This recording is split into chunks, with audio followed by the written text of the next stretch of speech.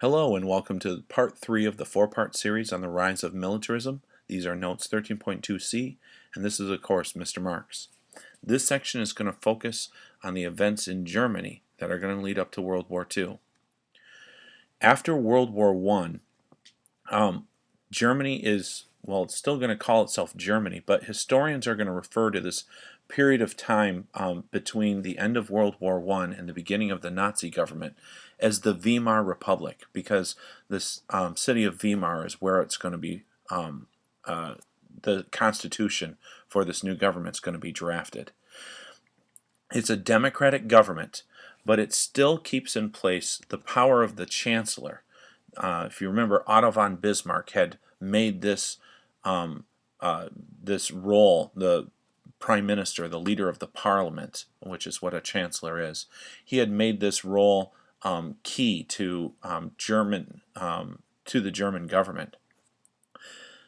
Due to World War I, the Kaiser was required to step down, but the chancellor was still allowed to keep this high degree of power. That's basically the situation which is going to lead up to Hitler's ability to take this role himself and turn it into something much bigger. You see, Germany was in some really hard times.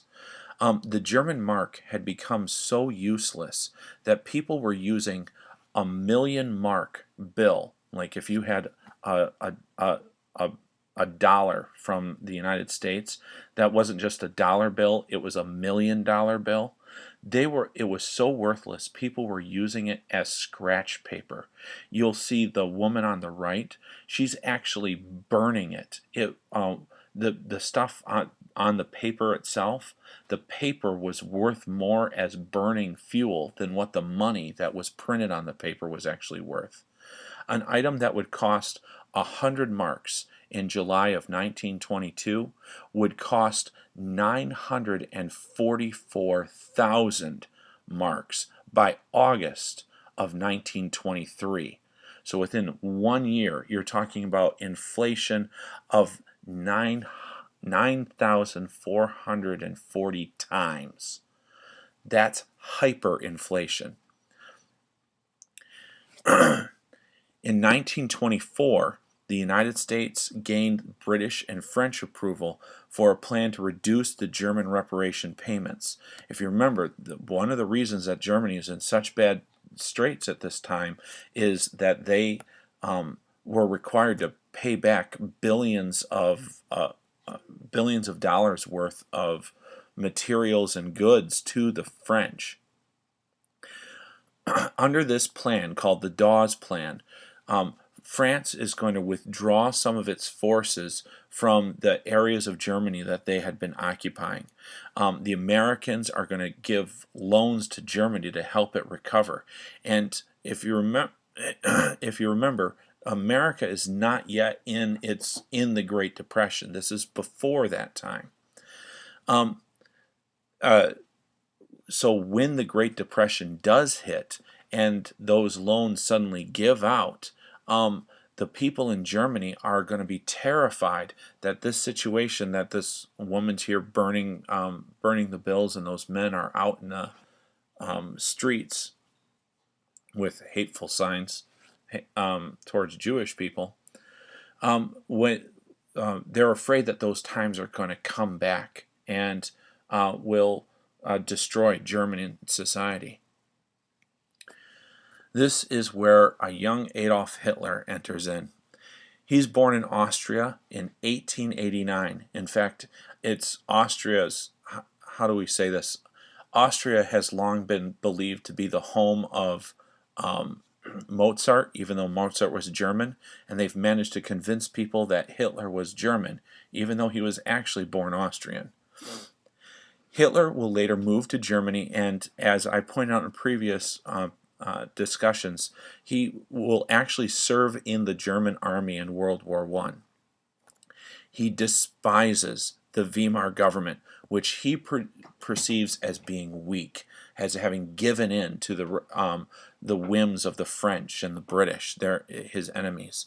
So in 1919, he's going to join a small group of very right-wing extremists.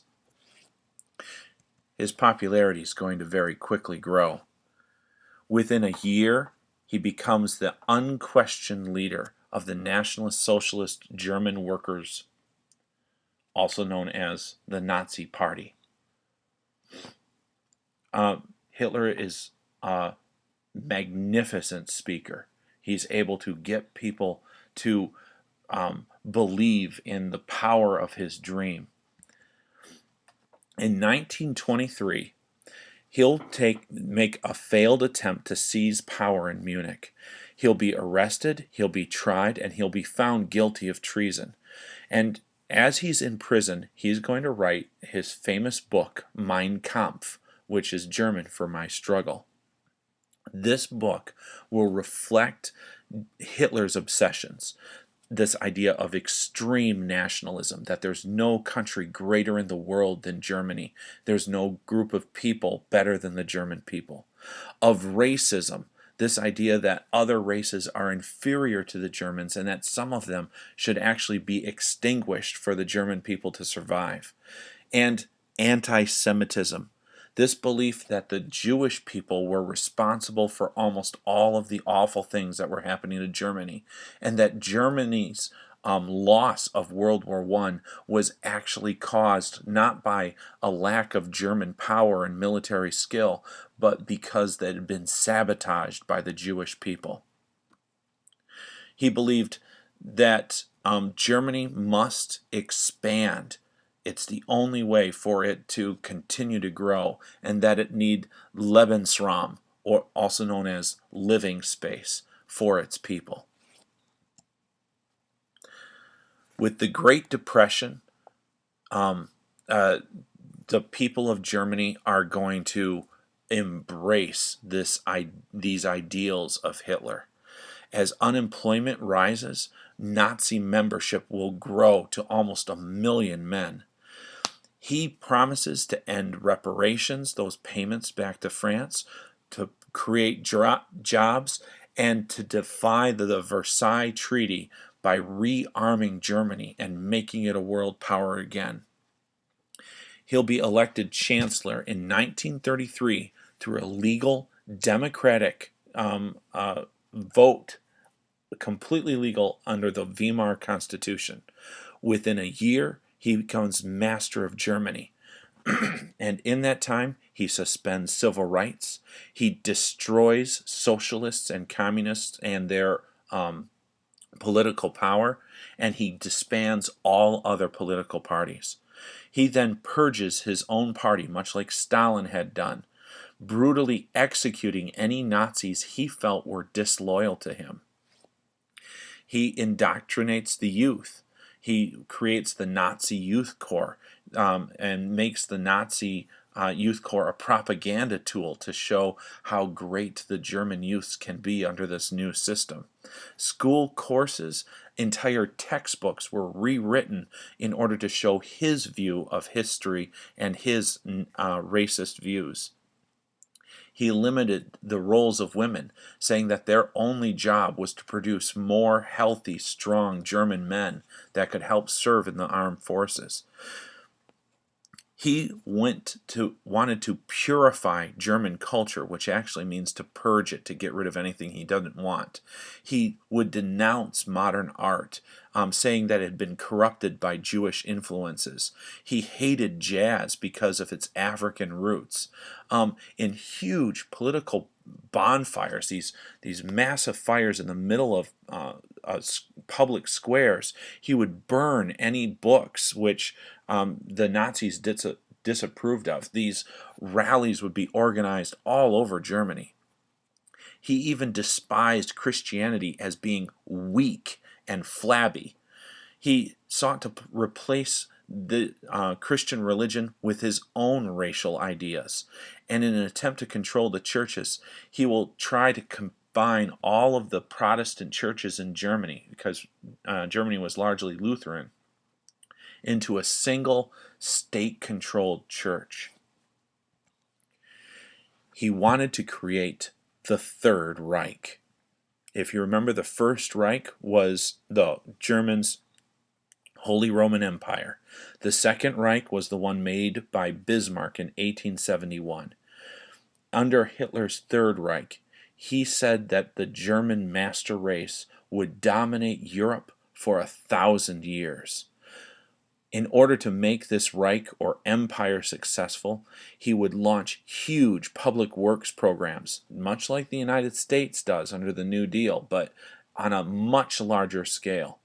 Tens of thousands of people were put to work building highways, building housing, refurbishing factories, or even replanting forests that had been cut down. As far as the Treaty of Versailles was concerned, Hitler repudiated it. This is a rejection, an official rejection of any signed treaty.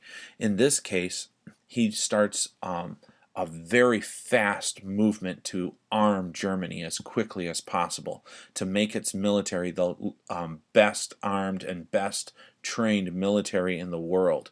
This is a direct violation of the Versailles Treaty. But this also has a secondary benefit for Hitler. Not only is he making the German people feel better about themselves, not only is he showing them that they can defy these awful and unfair restrictions that were put on them, but making all of these improvements to the military spurs on the economy. Unemployment is almost zero in Germany during this time. And not only does everybody have a job, they all have rather high-paying jobs. It stimulates business. It makes everything move forward. One last thing that needs to be mentioned before we eventually head off to World War II, and we're going to deal in Part 4 with what happens to the Jewish people. But Hitler requires a Gestapo. A Gestapo is the police, okay? And Hitler decided to change them into a secret police. He used them to oust any opposition to the Nazi views or Nazi ways. He's going to use them to help control all aspects of German life. Nazism isn't just about having any kind of freedoms. It's not like the U.S.'s rights, which we have. Nazism is going to try to control the government. It's going to try to control religion. It's going to try to control education, and it's going to try to control people's daily jobs. He'll create his SS, the elite black uniformed troops that will go around and enforce his will, which he will become known at this point as the Führer. This is the situation that Germany is in as it approaches World War II.